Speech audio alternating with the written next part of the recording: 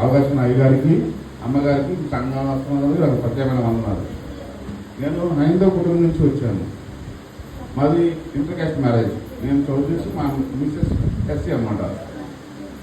మేము కలిసింది 2005. ఆ తర్వాత మేము 2000 అబ్బాయి పుట్టాడు. 2000 అబ్బాయి పుట్టాడు. అయినా మేము హిందువులుగా ఉండేవాడిని.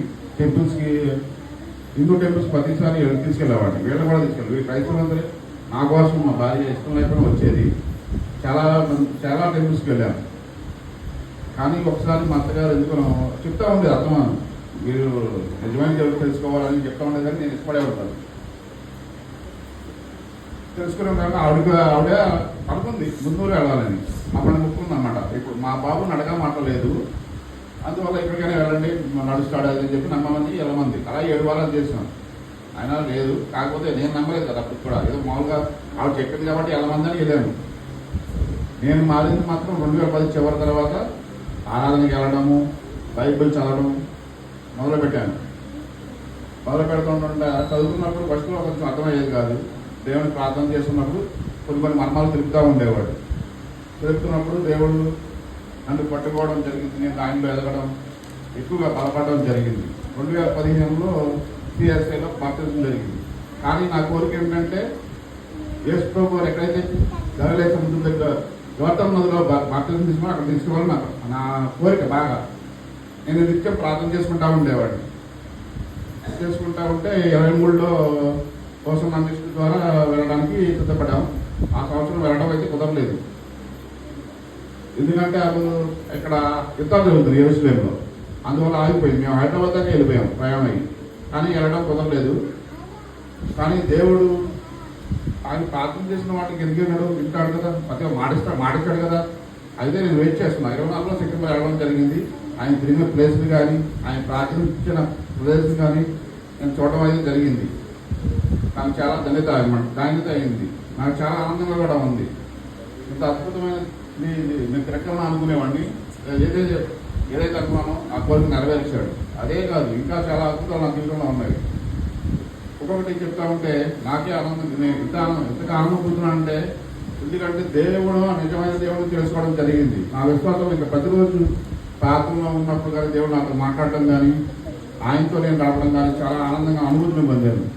అయితే నేను అక్కడనే ఉంటే నాకు ఆనందంగా ఉంది. భలే నేను ఇలా ఇంటికి వెళ్ళడం బయటకు వెళ్ళి సంఘంలో కూడా కొన్ని సంఘాలు చెప్తే నా ద్వారా మాట్లాడు కదా, కొంతమంది వింటారు కదా, ఇంకా ఎలా జీవితాలు బతకాలి, ఎలా యథార్థంగా ఆయనలో గడపాలి అని తెలుసుకుంటారు కదా అనిపించి మన ఒక ధైర్యం ప్రతి ఒక్క ఎవరో ఒక ధైర్యం వస్తూ ఉంటారు.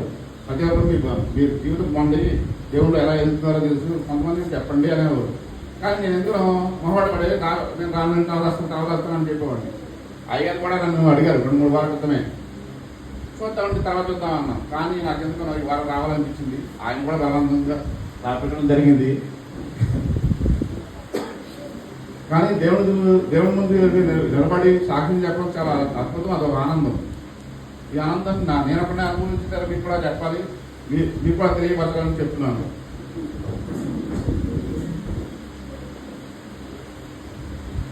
ఇప్పుడు కూడా ఉన్నాడని ఏనాడు బాధపడాలి. ఇప్పుడు కూడా బాధపడను. దేవుడు ఇస్తానని నాకు వాగ్దానం చేశాడు. నడవట్లేదు, మాట్లాడు, నేను చనిపోయేలా ప్రతిగా ఇస్తాను, నేను నమ్ముతాను. నాకు విశ్వాసం పడలేదు. కానీ ఇప్పుడు మనం ఇంకెందుకు తక్కువైంది నేను అనుకుంటున్నాను. ఇప్పటికి నేను దేవుడి యొక్క నా సాక్ష్యాన్ని పంచుకోకపోతే నా పని ఎలా చేస్తానో నాకు అనిపించి నేను ఇప్పుడు రావడం జరిగింది. కానీ ఇంకా బలమైన సాక్ష్యానికి ఇంకా నా జీవితంలో చాలా జరుగుతుందని నేను నమ్ముతున్నాను. అలాగే మీరందరూ కూడా మీ కుటుంబాల్లో ప్రార్థన చేయండి. నేను ఒక్కొక్క అధ్యాయం చదివినప్పుడు, ఒక ప్రవక్తను చూసినప్పుడు, అబ్రహాం గురించి చదివినప్పుడు అబ్రహాంకి విశ్వాసం తండ్రి ఎలా అయ్యాడు, ఆయన అంత భక్తిగా ఉన్నవాడు. ఆయన దేవుడైతే ఏది చెప్పాడో అది చేశాడు కాబట్టి ఆయన చేయబట్టి ఆయనకి అంత విశ్వాసం వచ్చింది అని నేను నమ్ముతున్నాను. అలాగే ఇస్సాకు గారిని తీసుకుంటే అబ్రహాం తీసుకుని మొరియా పర్వతం మీదకి వెళ్తాడు. వెళ్ళినప్పుడు ఇక్కడ మన గొర్రె అడుగుతాడు.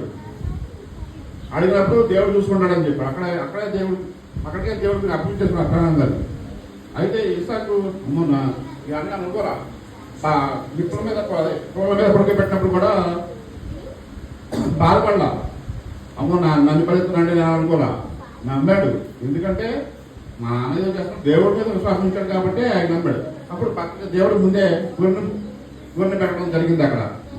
ఆ గొర్రె ద్వారా ఆయన ఇస్సాకు జీవితం అద్భుతంగా జరిగింది. అప్పుడు నేను ఉండను, నేను నన్ను ఎందుకు ఇవ్వాలనుకుంటే అక్కడ ఉండేది, అలా ఉండేది కాదు. విశ్వాసం తండ్రి అయ్యేవాడు కాదు. ఇంతమంది జనానికి సంతానానికి విశ్వాసం ద్వారా సంతానం వస్తుందని చెప్పాడు కదా, అది నెరవేరేది కాదు కదా. కాబట్టి అది చదివిన తర్వాత నాకు అర్థమైంది, వాళ్ళే అంతగా ఉన్నారు, నేను ఎందుకు ఉండకూడదు అంత భక్తిగా. అందుకని బైబిల్ అంతా 34 సార్లు చదివా. అయినా నాకు 10 సార్లు భక్తిగానే ఉంటుంది. ఇంకా చాలా ఎక్కువ చదువు నా జీవితంలో మ్యాక్సిమం నేను అనుకుంటున్నాను, చెప్పే చదవాలి. ఇప్పుడు 4 సార్లు చదవాలనుకుంటున్నాను. చదువుతున్నప్పుడు ఇంకా కొన్ని మర్మాలు ఇంకా తెలుస్తాయి. అలాగే ఏపు చాలా సాతాను శోధిస్తాడు, కానీ ప్రాణవాయిద్యం చేయలేదు. ఆస్తి పోగొట్టేశాడు, ధనమంతా పిల్లలందరినీ పోగొట్టుకున్నాడు, కానీ విశ్వాసంలో మాత్రం తక్కువ. భార్య కూడా చచ్చిపోమంటది దేవుడు దూషించి, కానీ దూషించాల. ఎందుకంటే దేవుడు నిజమైన దేవుడు తెలుసు కదా, మనం అలాగే తెలుసుకుని యథార్థంగా జీవించాలని అప్పుడు చదివినప్పుడు ఇంకా నాకు బలపడాను. ఒక ప్రవర్తన మోషే గారి గురించి చదివినప్పుడు, మోషే గారు యాక్చువల్గా 120 సంవత్సరాలు బతికాడు. మనకేమో 70-80 ఆయుషం రాశాడు. కానీ నేను నిత్యం ఇప్పుడు అనుకుంటాను, మోషే వల్ల 120 సంవత్సరాలు బతకాలి, ఈ 15 సంవత్సరాలు నాకు వ్యర్థమైపోయి ఇక నుంచి నేను దేవుని కోసం యథార్థంగా నీతిగా ఆయన ఎలా అయితే ఇశ్రాయేలు ప్రజలను రక్షించుకుంటాడో అలాగే 100 మందిని నేను రక్షించాలి. అంతమంది కాబట్టి 100 మందిని నా సాక్ష్యం ద్వారా రక్షించబడాలని నిశ్చయించుకున్నాను. ఇంకొక అలా చాలా మంది ఉన్నారు చెప్పకుండా పోతే, కానీ దైవం వాగ్దానం కాబట్టి ఇంకా నేను మళ్ళీ మీతో పంచుకుంటాను. కొన్ని సందర్భాల్లో మళ్ళీ వచ్చి పంచుకుంటాను. ఈ వాక్యం సాక్ష్యాన్ని దేవుడు దీవించిన కాక. ఆమేన్.